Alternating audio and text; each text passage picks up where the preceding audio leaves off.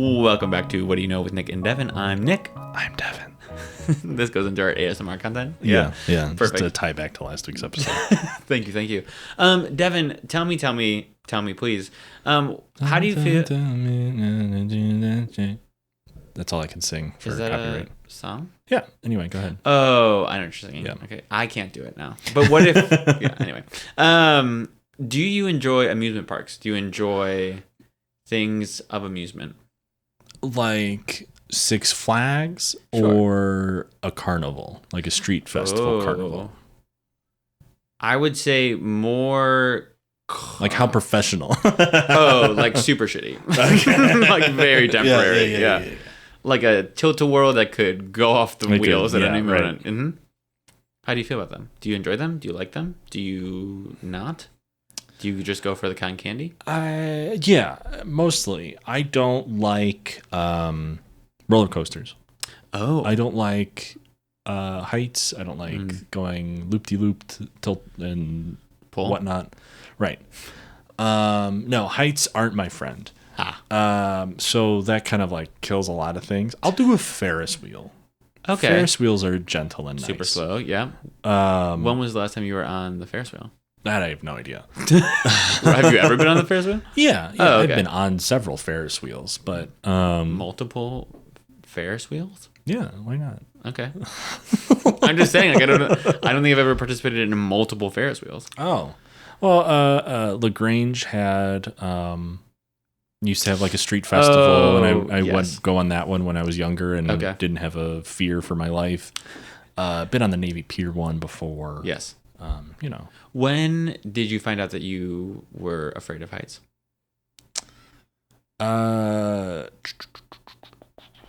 Probably when I was really young, like climbing on top of the play set that was in the back of the backyard of my house. Really? Yeah. Like it was like you had like the whole bar up top, and like we would climb and sit on top of that, and I was like, oh, I could fall from here. And I was smaller, so like it was a feat to climb up there. Yeah. And then like going to like the playground at elementary school, like climbing on top of things that you shouldn't be there climbing on. I was like, oh, I could fall and die from here. So a fear of falling rooted in a fear of death. Yeah. Mm-hmm. You know, despite what many might think, I kind of like living sometimes. Wild. Wow. Hot take. Yeah. And there was one where I don't know where I was, but we were like going through some type of nature part, and like you got up to like there was this rock, a big gap, and then just another like column of rock, and like some crazy people were jumping that gap and like going to that column of rock, but like I just like scooted along on my belly to the edge and looked down. I was like, no, I'm good, and scooted my ass back. Couldn't tell you where I was for that, but that's like a core memory as well. So no like Mission Impossible type things for you? No, I'm good. Okay. And like I've been on roller coasters, so I can safely say, hey, I don't like roller coasters. Fair. But yeah. So if we get enlisted into the CIA, recruited into the CIA, right, because of our amazing ability, right, and the application that I've definitely filled out, correct. After we fill out our NASA application, right. What do you call it? So will you be my guy in the van, and I'll be the one? Yeah, I'll that's be the Tom problem Cruise. Though. I want to be the guy. I know, but you got to jump off a cliff on a motorcycle at some point. You know, I think with training.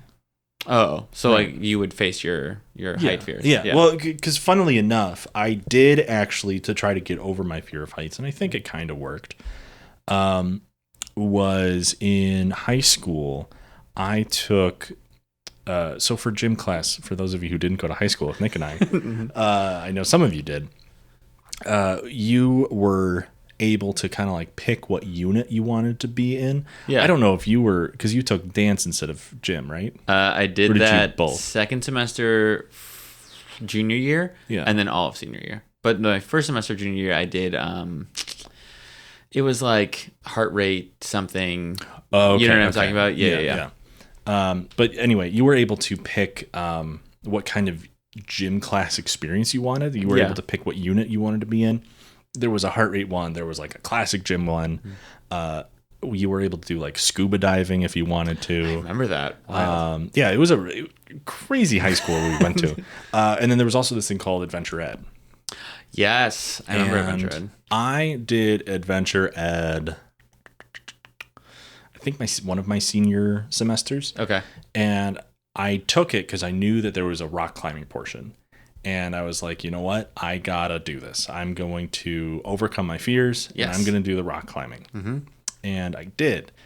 And it was freaky. And like one of the first things you climb is you have, I don't remember what it's called, but like you're strapped in and you have these clamps, these ropes essentially tied around another rope. And you just kind of like shimmy up the rope. And this is in the field house of the school. So it's like, I don't even know how fucking tall that was, like 50 feet maybe, I'll say. Why not? I don't care. Go fact check me. It was actually 47. Right. And so you shimmy up this rope 50 feet. And thinking about it now, I don't think it was 50 feet, but I'll give it to you.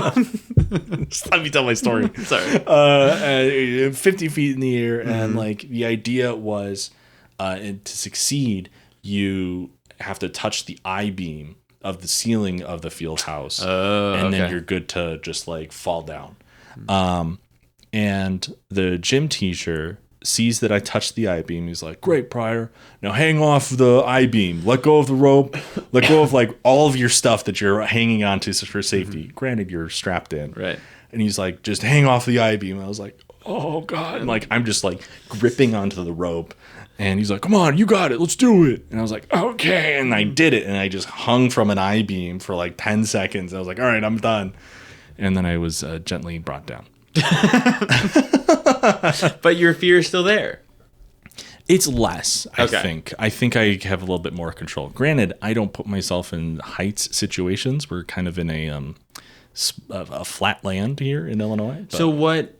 Fair. So do you feel like you could do a roller coaster, like without the loops? Like think of like a what is it? The Eagle at like Six Flags, like wooden roller coaster, like very. I don't think so. I think it's also a sense of control. I think if I'm in control of my height situation, then I'm good. Got it. It's like I prefer to drive than be a passenger. Oh, fair. Same. Because I'm in control of the vehicle. Yeah, that's fair. So okay, all right, fair enough. Like I'll drive on the mountains. That's fine. That's fun. Yeah, but on the mountains.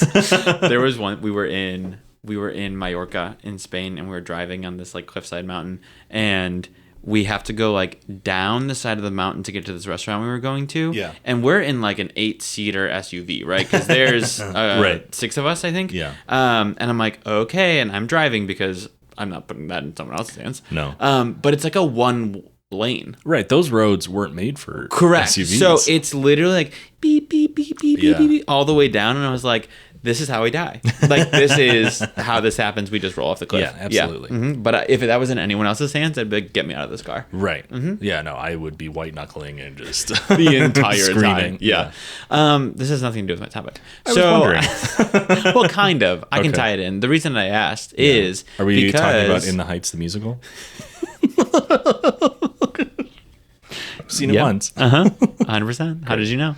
What do you know about the World's Columbian Exposition of 1893? Wow.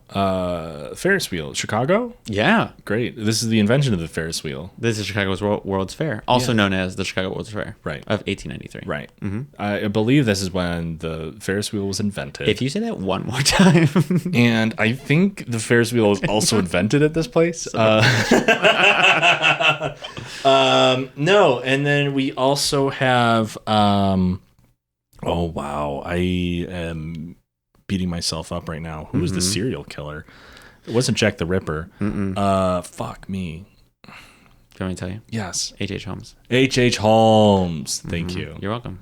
That guy was hanging out. We had the building of a bunch of great places in Chicago that have been since torn down. Yep. And Park. I just remember this from reading Devil in the White City. To be honest, that's all where my knowledge has come from. That's Devil in the White City, great book. Great book. You're spot on for some of that. Perfect. Definitely a lot more involved. But was I right about the Ferris wheel being invented? I will close this laptop and walk out of this room. Perfect. Let's end this. I hate you. So it's funny because when I started writing these notes, they were actually an offshoot of another episode that I wanted to just like add context to. Okay. And so I was like, oh, like Brian, of course, is like obsessed with the World's Fair. And so he was like, do it. And I was like, there's no good angle. Got bullied into it. Truly. Abused. But there's no good angle to kind of approach the World's Fair through. Do you know what I mean? Like there's so many things kind of converging at one point that it's kind of like, I'm not going to take, I don't know. It's kind of just like a list of facts. Right. You know? Yeah. No, I get it. It's hard to put it all into one story. Because, I mean, like, if I'm remembering correctly, like, you have human zoos, you have architecture, you have the Ferris wheel being invented, you have a serial killer about. Right. Like, what angle do you go at this from? So there's a lot to kind of do. So what I did was it is a kind of just a lot of facts, but they kind of all form it's chronological to a degree, but there's a lot of offshoots. Yeah, so just kind of warning the people. Was I right about human zoos? I didn't read anything about human zoos. Someone had human zoos. But there is a part where it's kind of, they highlight a lot of different countries, and those countries each have like their own pavilion. So those cultures and things. So it's not necessarily like a zoo in the sense of people are behind a cage, but oh yeah, I meant like an exhibit showing off like these tribes people. Yes, I just don't think I would call that a human zoo. Well, they were treated poorly, just like zoo animals. So fair. Okay, so let's get into it. Yeah, please. Okay, ask all the questions, do all the things. If something isn't making sense, just let me know. Right. Okay. May 5th through October 31st of 1893 was the World's Columbian Exposition, also known as Chicago World's Fair. It was created to celebrate Christopher Columbus's arrival in the, quote, New World in 1492. So a year off, but fine. Planning takes time. Right. So Chicago actually won over New York, D.C., and St. Louis. Suck it. Thank you. Thank you. The fair had both influenced both socially and culturally, effects on architecture, the arts, American industrial optimism, and Chicago's image kind of all came out of having the World's Fair. Cool. The fair director was Charles H. Wacker. Oh, hey. Yeah. I love, like, even when we talked about like, the Chicago Fire, I love when we start to like get people's names and like how they attribute to like Chicago namesakes and stuff. I think it's really cool. And there's a couple others in here too. And it's like, I've thrown up on the street named after him. Of course you have. So that was the fair director. It was designed by John Wellborn Root, Daniel Burnham, Frederick Law Olmsted, and Charles B. Atwood. Yeah, it's been years since I read Devil in the White City, so like these names just getting read off sometimes, just like click, click. I'm going to jump into a couple of these guys. Burnham and Olmsted are kind of the larger, of course, of the two. Right. Root and Atwood definitely had their kind of moment, but this is mainly their story. So Burnham was titled the Director of Works. He was a large proponent of the Beaux Arts movement, which began its teachings at the École des Beaux-Arts in Paris in the 1830s. Your French, impeccable. Oh, thank you. Merci. Thank you, Jesus. You're like, it's right there. What was that lake called again? So pulled the Beaux Arts movement was pulled on French neoclassicism with incorporations of the Renaissance and Baroque. So some of you might know what that is, some of you might not. But think like Titanic Grand Hall sort of situation. Think of like our, it's just kind of this grandeur, but it has influences from a couple different periods. Right. It's a little bit sleeker, but there is kind of that grandeur to it. It was titled The White City. Burnham was kind of known as creating that title.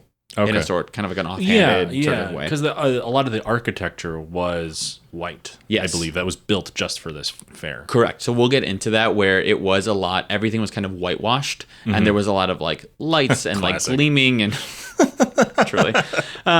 So it was just colloquially known as the White City. Yeah. And so Burnham is also known for the Plan of Chicago, which was around like 1909, something like that. And he built multiple skyscrapers here. He was also known for the layout of downtown DC, such as their Union Station, New York's Flatiron Building, London's Selfridges department store, and San Francisco's Merchant Exchange, amongst others. Right. Just a couple of things Burnham has done. Nice little resume, if you will. So Olmsted was in charge of parks that most of the fair would centralize around, because that was kind of his thing. His whole thing was parks. So he designed Jackson Park and Washington Park, which are still around today, as well as the University of Chicago's campus. Oh, because it was kind of all there. Right. Other designs of note for Olmsted are Central Park, Prospect Park in New York, Niagara Reservation in Niagara Falls, Trinity College in Connecticut, and he was the master of plans for University of California, Berkeley, Stanford University near Palo Alto, and he did one of the first planned communities in the U.S., Riverside, Illinois. No shit. Yep. Huh. I love Riverside. Grew up there. So I also like the title Master of Plans. Right. So Root, one of the other architects, died before the fair was built of pneumonia at age 41. Shit, I know. He was a co-partner in Burnham and Root, the firm, but he's buried in Graceland Cemetery. Oh, okay. Yeah.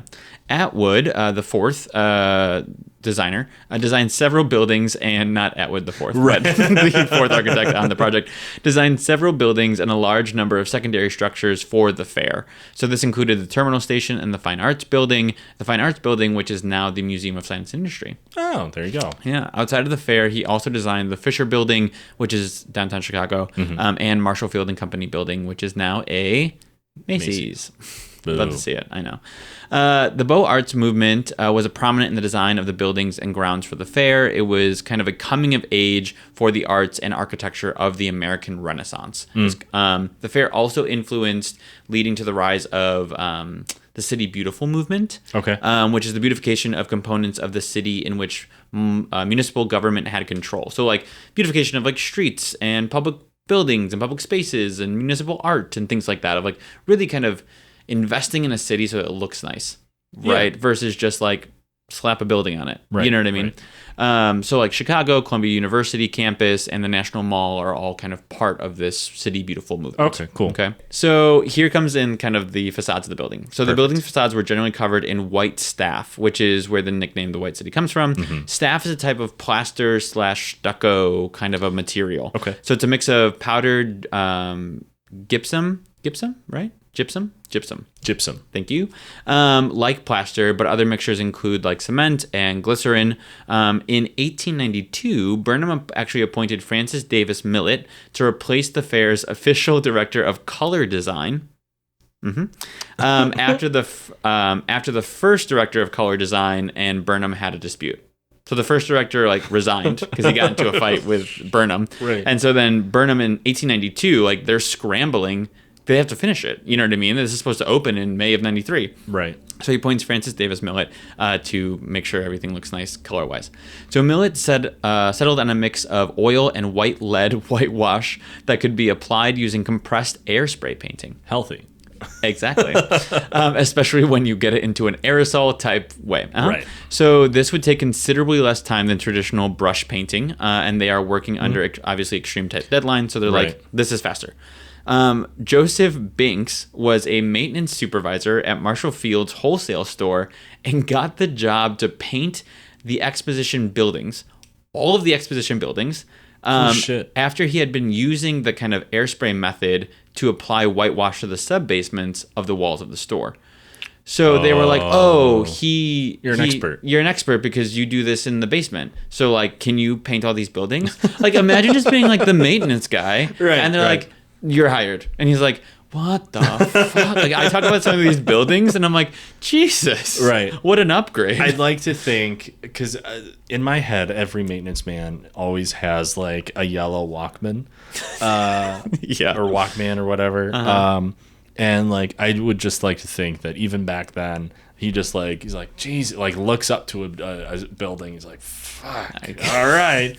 Puts on his Walkman, like fucking, I don't know, clicks play on the tape player. Jimmy Buffett plays and he gets going. And the montage begins. Yeah, exactly. And then someone's yelling, "Get faster!" Right. Yeah. And he's just painting it away. Yeah. So again, with opening deadlines needing to be met and many buildings including sculptural details, Burnham actually sought out help from the Chicago Art Institute. One of the instructors, Larado Taft, to help complete them, stating, "Hire anyone, even white rabbits, if they'll do the work." He's like, we have to fucking get this done. Hilarious. So Taft actually employed a group of talented women sculptors from the institute known as, quote, the White Rabbits, named after Burnham's comments, to finish some of the buildings. So the extensive use of streetlights also played into the illuminated, gleaming white nature of the city, and thus the name. It also made streets and buildings usable at night, which helped more attraction. Correct. Right. Thine alabaster city's gleam from the song America the Beautiful, have you heard of it? Were inspired by the White City. That's a little architecture thing for you. There's just a lot of fun. I feel like there's going to be just so many fun little facts that come out and are related to this. 1,000%. This had, again, like the influence this had socially and culturally is kind of insane. Yeah. Like at the kind of towards the ends of my notes, there's a lot of like notable firsts at the fair and wild. Right. Just like wild. The elevator. I don't have that. Oh, I believe the elevator was also invented for the World's Fair. Yeah, to get people up and down these skyscrapers, these new skyscrapers. They're like, yeah, let's get people up and down these fast. I didn't have that. So we can. Interesting. Yeah, I believe that's true. Check on that. I'll check that later. Yeah. So speaking of these great buildings, right? So there were 14 quote great buildings that were used to feature exhibits, artists, and musicians, etc. Right. Now, there were a ton of buildings itself, but 14 great large buildings, right? The main attraction. Correct. These buildings all centered around a giant reflective pool known as the Grand Basin. Oh. If you will. The buildings were the Administration Building, the Agricultural Building, the Manufacturer and Liberal Arts Building, which... This, if standing today, would rank second in volume and third in footprint on the list of largest buildings. Oh, wow. These buildings were massive. Huge. Like, looking at pictures, I was just like, if that was still around today, this would just be incredible. Right. Like, just the fact, and also the fact that this all built temporarily. Right, that's the wild thing. This was all built for 6 months. For a 6-month stint. Insane. Like, why not just build it permanently? Well, exactly. Well, I think that would have taken a lot more time, I guess. A lot of code. Yeah, exactly. It exhibited works related to literature, science, art, and music. So there was a lot in kind of the Manufacturers and Liberal Arts Building, hence its kind of larger footprint. But still, insane how large this thing was. There was the Mine and Mining Building, the Electricity Building, the Machinery Hall, the Women's Building, which was designed by Sophia Hayden, so also designed by a woman, which is cool. The Transportation Building, which was designed by Adler and Sullivan, which are also very prominent architects, especially in Chicago. The Fisheries Building, designed by Henry Ives Cobb, another larger architect in Chicago. The Forestry Building, the Horticultural Building, and the Anthropology Building. Okay. So those are the great 14 that there were in Jackson Park surrounding this Grand Basin, if you will. The exposition covered 690 acres of land. Wow. It was featuring 200 new but temporary buildings, canals, and lagoons.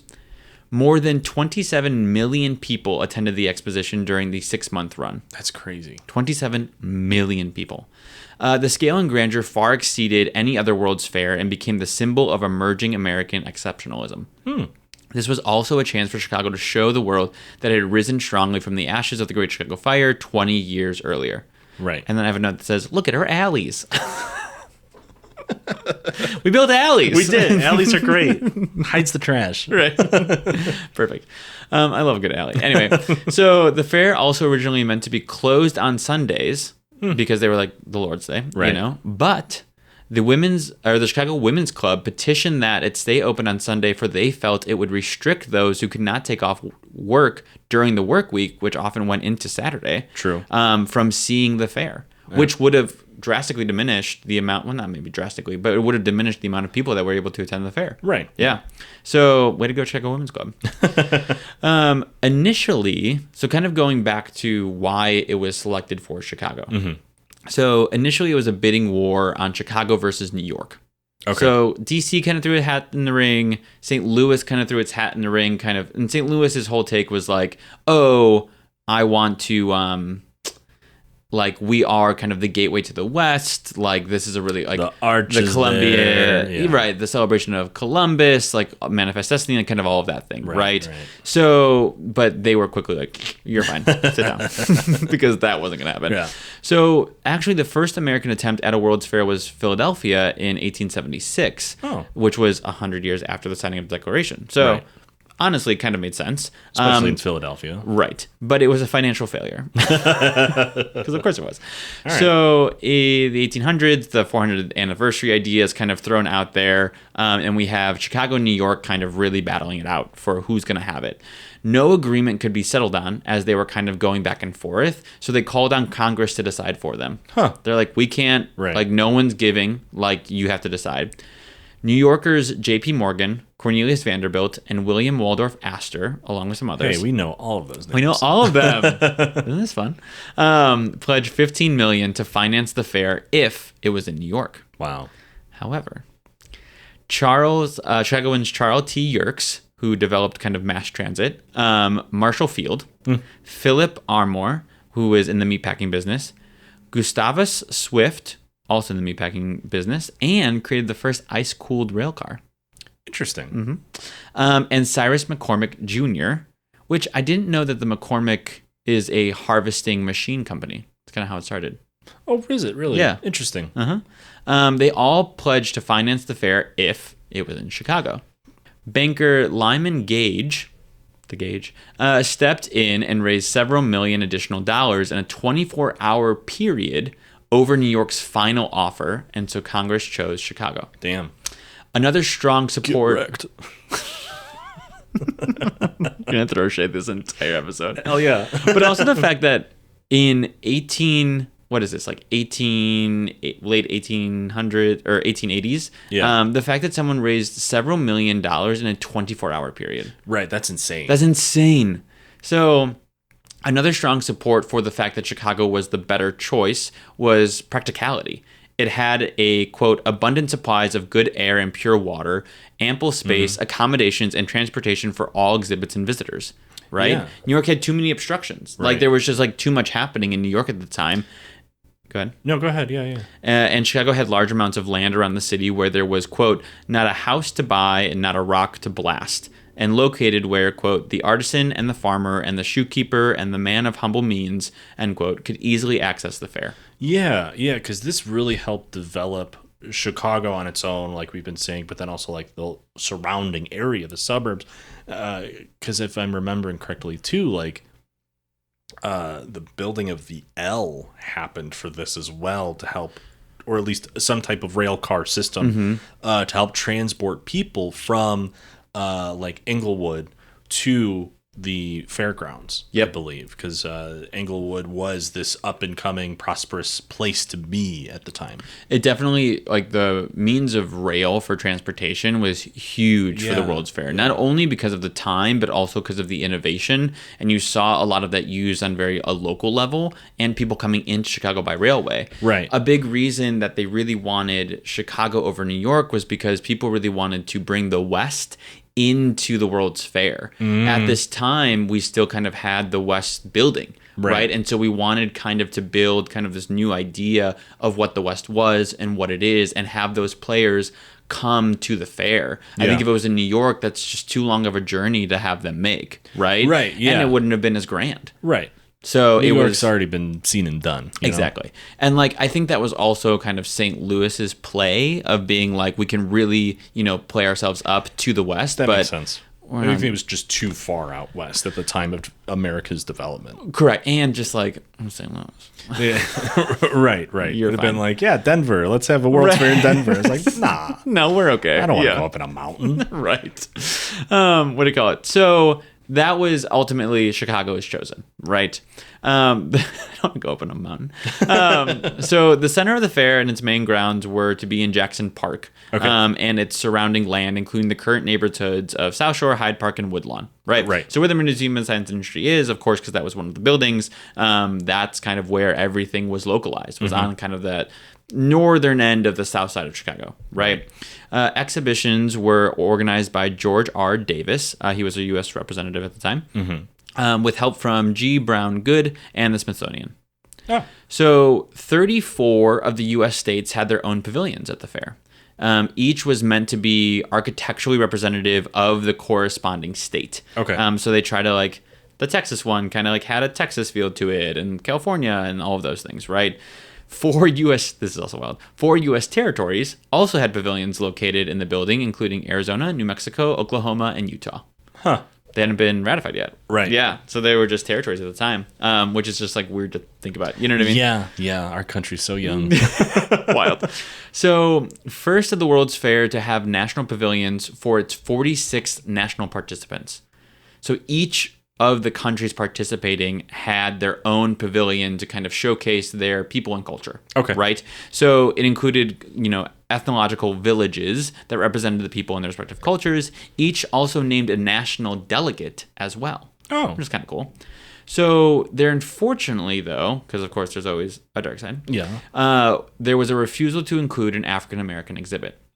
So Frederick Douglass, Ida B. Wells, Irvine Garland Penn, and Ferdinand Lee Barnett co-authored a pamphlet protesting the refusal titled, you remember, like back in the day, how like pamphlets and books were just like the entire thing was wrapped up in the title? Oh, yeah, yeah, like modern day manga. Yeah, it's just like, I get it. Like, I don't need to read the rest of this exactly. pamphlet. Yeah.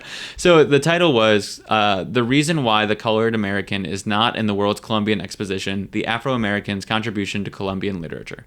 Is there any like punctuation in there? There's a dash. Christ. Oh, okay. : Electric Boogaloo. Correct. So Douglas and Wells stated, quote, when it is asked why we are excluded from the World's Columbian Exposition, the answer is slavery. All right. No, we're gonna not show that. Okay. Yeah. Perfect. Thanks. 20 years after the end of the Civil War, right? So 10,000 copies of the pamphlet were circulated from the Haitian embassy, which Douglas was selected its national representative. Huh. So he's like, Haiti was like, okay, you're our national delegate. He's like, bet. He's like, I got these pamphlets. Let's go. Which was awesome. A limited number of exhibits did include works from African Americans, such as sculptor Edomina Lewis, paintings by George Washington Carver, and a statistical exhibit by Joan Imogene Howard. Oh, okay. So not to say like at least they got that, but just to say like there were some other contributions by other black artists. So I just wanted to put that in there. There was also a part of kind of the central area where everything was happening in Jackson Park. It was called the Midway Palisades. Say again? The Midway Palisades. Palisades? Yeah, I think I'm saying that. Plaisance. Palisades. Yeah, I think so. Yeah, okay. What is it? Okay, attitude. Gee, I'm getting there. Is it an airport? Yeah. Okay. They landed in the middle of the fucking thing. So the Midway Palisades or just the Midway, is a mile-long and 220-yard wide kind of park or like green space. Okay. It's currently perpendicular to Chicago. So it still exists today, but it's all just like open field and like trees and things. The Midway was used for an area of amusements and was strictly separated from the exhibition halls. So they were like, we're not going to put any exhibition halls kind of around it, but we want to utilize this area for amusements and things of that nature, right? Right. So it was actually developed by a young music promoter, Saul Bloom. This introduced the term Midway actually to American English to describe an area of a carnival or fair where sideshows were located. We didn't have that name before. We didn't have that word. Wild. Yeah. Because then like you have just like thinking of nowadays, like I said, you have Midway Airport, and then like the Bears, Monsters of Midway, like.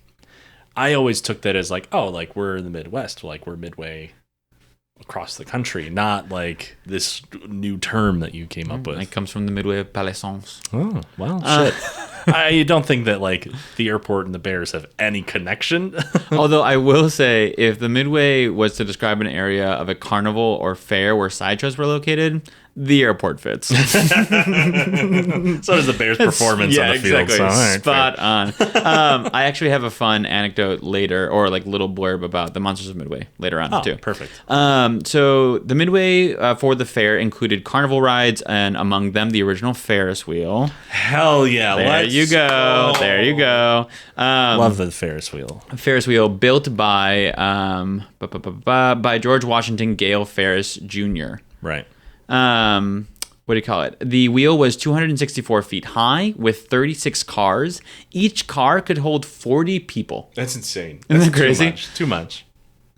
So the Ferris wheel was not completed until June. Like most of the fair on opening day, due to the board of directors' indecisiveness, and it saved the fair from bankruptcy. So basically what happened was they didn't know if they wanted to include the Ferris wheel in the original plans. They were like, is it risky? Is it worth it? Like, what should we do here? And at the last minute, they're like, fuck it, like, let's do it. And when the fair opened in May, not only were not all of the buildings complete, but the Ferris wheel was also incomplete when the fair opened. By June, when it officially launched, the fair had so many, it attracted so many people that at the end of the World's Fair, it actually saved them from bankruptcy. Oh, wow. Because if they didn't include the Ferris wheel, it probably would have tanked. Yeah. Which is insane. Hey, the invention of the Ferris wheel is super important. Well, we can tell. Yeah. You're all about it. Well, I mean, it's such a cool way to like see everything across the exhibition. So. Well, and like no one's really seen anything like that before. You know what I mean? So they're like new. Getting thrown in the sky like that, right? In the open air, wild. I've only seen this on a cart. Exactly. So the Midway was an inspiration around the world, but notably inspired George C. Toulouse to create America's first major amusement park, Steeplechase Park in Coney Island, New York. Oh, wow. Mm-hmm. Okay. So, which is pretty cool. So, other attractions at the fair included life-size reproductions of the Nina, the Pinta, and the Santa Maria.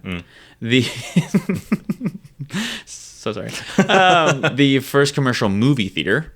That's cool. Edward Muybridge used his Zopraxiscope to show his moving pictures to a paying public. So it's kind of that thing where it's like it moves really fast, so the animal looks like it's moving, like in that circle. Right. So that's a zoopraxiscope. And Audemars Anschutz used the electrotoscope, which used a geyser tube to project the illusion of moving images. So it was the first time we kind of see our entry into like movies and moving pictures and things like that. Right. Which was pretty cool. Yeah. Belly dancing was belly dancing by the popular dancer known as Little Egypt was also an attraction. Okay. So she introduced America to the hoochie coochie, the suggestive version of the belly dance. You heard me. The hoochie coochie? The hoochie coochie. Have you never heard this term before? I've heard it. So the hoochie coochie was the more suggestive version of the belly dance. Okay, so, but like a belly dance is already kind of, you know. I know, but this is spicier. Okay. It's the hoochie coochie, it's the okay? Hoochie coochie. So initially, she had no music to dance to. Oh, that sucks. All right. You know how awkward that would be? Yeah. It's just like people sitting in silence watching this, and you just hear the one cough in the background. Can you animate that for us, please? Yeah. And it said that Saul Bloom, who's the one who created the Midway, improvised a tune for her to dance to, which is now known more commonly associated with snake charmers. Wow. But he never copyrighted it, so it just immediately went into the public domain. You keep saying that as long as you want. But that's kind of the story. Interesting. Yeah, that's a little tale. I didn't know that was here. I just assumed that was overseas. Yeah, in the land of belly dancing. Nope. Huh. This is all for the hoochie coochie. Wow. Praise the hoochie coochie, if you will. So the first moving walkway or travelator, or the Great Wharf moving sidewalk, designed by architect Joseph Lyman Silsby, was also a first at the fair. That's crazy. Passengers could be seated, they could walk or stand on the walkway, and it ran a loop down a lakefront pier and then to a casino. Oh, wow. To a casino. Of course. I said, and of course it did. Yeah, right. So Buffalo Bill's Wild Show also made an appearance at the fair. Yeah, it did, yeah. However, Buffalo Bill Cody was denied a spot at the fair. But he decided to go to Chicago anyway and set up outside the edge of the fair. He's like, you know what? Fuck you guys. I'm still going to make some money. Yeah. All right. So I'm going to go up there, set outside the fairgrounds. It was funny because close by him in the fair, there was academic lectures happening about the end of the frontier as it was known. So just like the juxtaposition of like those two things happening. Yeah, absolutely. It also makes it better for Buffalo Bill because it was a mistake for the board to deny a spot as it was one of the most lucrative attractions, but he didn't have to share any of his profits with the fair. Of course. Yeah. Like it garnered so much money for him because of 27 million people that came through. Right. But they were like, no, you can't have a thing here. He's like, fine, bet. I'll keep all the money.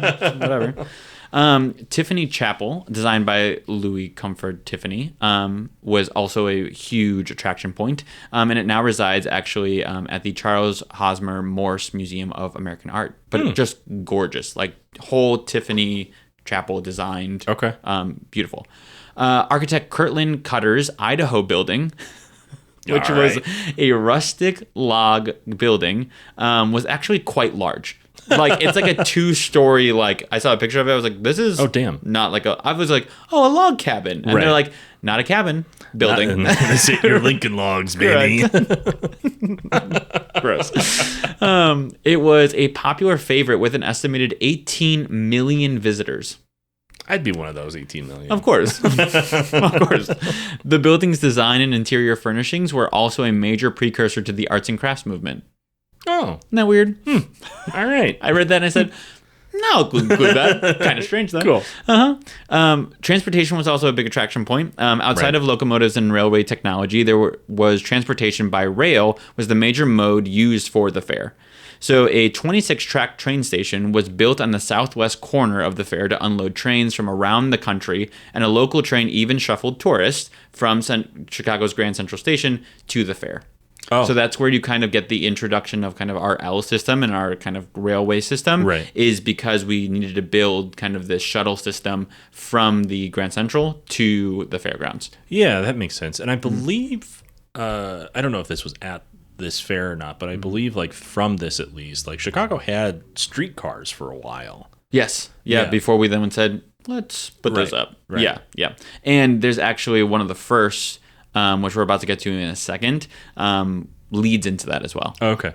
So religion was also a big, weirdly kind of like a big point of this too, because in 1893, the Parliament of the World's Religions, running from September 11th to the 27th, marked the first formal gathering of representatives of Eastern and Western spiritual traditions from around the world. Oh, wow. So it was actually considered radical at the time because it was allowed non-Christian faiths to speak on their own behalf. Right. So like two public people, they could say, this is my religion, this is my belief, like all of those things. Yeah, because like how else are you going to get this information out? Right. Unless people are looking for it. Exactly. So that was kind of crazy. Yeah. That was the first time. I mean, makes sense it was the first time that it happened, but also that it happened at the World's Fair, you know? Guns and artillery, anthropology, and horticulture were among other attractions at the fair. Of course. So, some notable firsts. Are you ready? Ready. So, the Pledge of Allegiance. Oh, wow. Okay. Performed by a mass of school children. It was the first time. Terrifying. So, the Pledge of Allegiance was actually originally written a few years or like several years previously, but it was only in text. It wasn't like kind of a part of people doing, And so they rewrote some of it and performed it for the first time in front of people at the World's Fair. Do you still remember the pledge?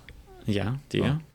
I pledge allegiance to the flag of the United States of America and to the republic for which it stands, one nation under God, indivisible, with liberty and justice for all. Under God wasn't added until the 50s? I don't know. Until later. It wasn't in the original text. Yeah, I remember. Yeah. I that's true. I just don't know when. Yeah. We'd love to see it. Wow, indoctrination. Still remember that. Fuck me. All right.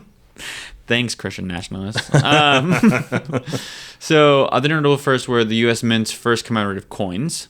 They'd never done commemorative coins before. The U.S. Post Office produced its first picture postcards and commemorative stamp set. Oh, wow. A device that made plates for printing books in Braille.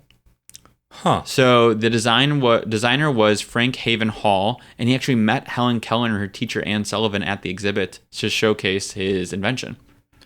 Wow. I did not put her at that time period. Yeah. Helen Keller, baby. She showed up. She said, "I'm here, bitches." Wow. Other people like Alexander Graham Bell came to the fair, Nikola Tesla, all of that, right? Electricity was actually a huge thing, and Westinghouse was kind of taken on to do the electric for the fair because they underbid Edison. And so it was kind of weird because they underbid Edison by 70 cents per light post, but because they undersold the amount that it was going to be, they had to hire a team of like a small army of people to constantly change out light bulbs because Edison had the patent for the type of light bulb that would have sustained longer, and they were doing alternating currents, and they kind of finagled in some court stuff and blah blah blah, but because they kept on burning out quicker, they had to assemble a small army of just light changers. That's crazy. That ran around changing lights throughout the fair. Light bulb rats. Yeah, exactly. So the third rail was also a first, which gave electric power to elevated trains. There we go. So that's where that comes in for us. Don't be on it. Nope, or stand on it. Elongated coins, aka the squished penny. Oh, hell yes. Let's go. The first fully electrical kitchen, including an automatic dishwasher. Huh. The first prototype for pressurized aerosol spray by Millet. The first practical electrical automobile invented by William Morrison. Okay. Some edible things were cream of wheat. I love cream of wheat. The brownie. Oh, shit. Yeah. Okay. Which was invented by Bertha Palmer. Palmer House. Yeah. For the fair specifically. Juicy fruit gum. Wow. Quaker oats. Eat those almost every week. Shredded wheats. Oh. Peanut butter. Have that at least twice a week. Right. I like that Carver had his whole peanut aspect and his paintings. He was like, I'm just going buck wild at this fair, okay? Aunt Jemima pancake mix. Yeah. So so Nancy Green was the inspiration and spokesperson for the pancake mix, and she is kind of the personification of Aunt Jemima. Okay. And she had cooking and storytelling performances during the fair, aiding in its popularization. Okay. So while there is a lot of black woman? She was. Okay. So while there is a lot of backlash against that, because we're kind of promoting this mammy sort of character, there is the part where she was a part of their kind of advertising at the fair and such of that nature. Right. So just something to note. Cracker Jacks. Oh, wow. And Vienna sausages, aka Vienna beef. Oh, love those. So they started selling frankfurters and sausages outside of the old Vienna village, which was kind of by the entrance to one of the entrances to the Midway, and it became wildly popular that they just kind of gained popularization, and then they became Vienna beef. Crazy. I know.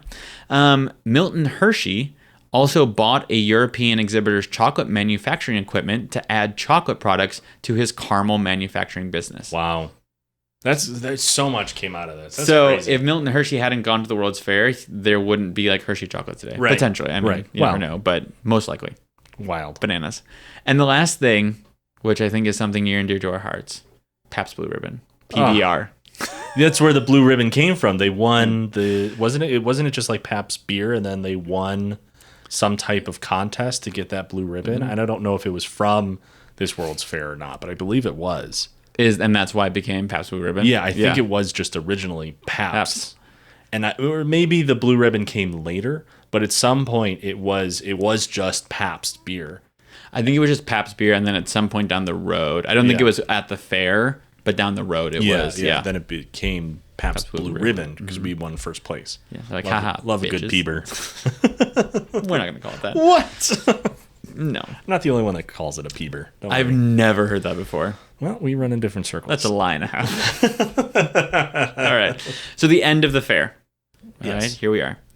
So 2 days before the end of the fair, the popular Chicago mayor, shocking, popular, Carter Harrison Sr. was assassinated by Patrick Eugene Prendergast. Wow. And so closing ceremonies were actually canceled to allow for a public memorial service. Yeah. Kind of sad. Thanks. Jackson Park was returned to its status as a public park, obviously in much better shape than it was originally in. It was kind of more like marshy and kind of swampy. Yeah. And reshaping the lagoon for a more like natural appearance, right? And of course, part of that lagoon kind of washes up against Museum of Science and Industry. Right. So the Midway still exists, kind of like I said earlier. Chicago football team was actually originally the Monsters of Midway. Oh, there we go. And then now they're the Maroons. There we go. And I was like, that's a sad change. Why would you do that? Right. It's like the worst shade of red. Just like, but like, why the Monsters of Midway? That's fun. Right. And I believe Bugs Bunny says, what a maroon, as an insult to people. So, like, why would you want... But they're Chicago. They can't be the Monsters of Midway. The university's alma mater, or school song, even states, the city white hath fled the earth, but where the Asher water lie, a nobler city hath its birth, the city gray that ne'er shall die. Wow. That's poetic. You get it. And the last note that I have is go read Devil in the White City by Eric Larson. Great book. Yeah. There's some fiction to that. There's some truth and fiction to that, but it is a really good kind of back and forth of the World's Fair and kind of what was happening at the time. There's definitely a lot more involved in the fair and kind of what came out of it, but this is kind of some of the main and bigger points. Yeah. But it was huge. I mean, this was a huge, huge thing and kind of set a lot of people on the map and kind of really exposed the world to America and what we were jumping into. Right. Yeah. And I think it really helped put Chicago in its place, like of a spot to go up against New York and stuff like that. Well, exactly. And like we're about to head into the turn of the century. We're about to get into, so many industrial things, so many things that like really puts America on the rise on the world stage. Not that we weren't, because we were definitely climbing there, but this was like, oh shit. You know what I mean? Yeah. Like they can really do a lot of things and really influence in a different way. And I think that's the bigger thing here. Yeah. So, but yeah, that's the World's Fair of 1893, baby. That was crazy. And it's one of the stars on the Chicago flag. Yes, it is. I think we said that at the beginning. I don't think so. Well, but yeah, thank you, Devin. Thank you, people. Awesome facts. What do you call it? Make sure that you like, comment. Thank you for subscribing to What Do You Know? That's not right. WDYK_podcast. There you go. All forms of social media. WDYK does stand for What Do You Know, though? So maybe does. Thank you. That's all I got. Tune in next week, and we'll catch you next time. Bye-bye. Bye.